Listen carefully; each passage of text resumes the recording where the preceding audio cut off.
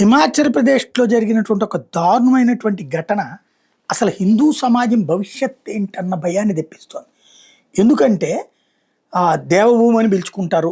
ఉత్తరాఖండ్ తర్వాత దీన్ని హిమాచల్ ప్రదేశ్ దాన్ని కూడా దాదాపుగా దేవభూమిగానే చూస్తుంటారు. ధనావ్ అని కూడా పిలుస్తుంటారు. ధనావ్ దేవభూమిలో ధనావ్ అన్నటువంటిది ఇప్పుడు పెద్ద చర్చనీయాంశమైంది.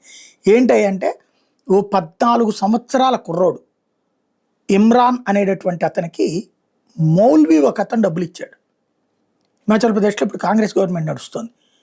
ఈ 14 ఏళ్ల పిల్లోడు మరొక 3 పిల్లల్ని వెంట పెట్టుకుని వెళ్ళి గుళ్ళని నాశనం చేసిరా అని చెప్పాడు. ఏ గుళ్ళు నాశనం చేయాలో చెప్పాడు. మొత్తం జూన్ 3న బద్ది హిమాచల్ ప్రదేశ్లో ఉన్నటువంటి 3 గుళ్ళని మీదన విధ్వంసం చేసుకొచ్చారు ఈ పిల్లకాయలు.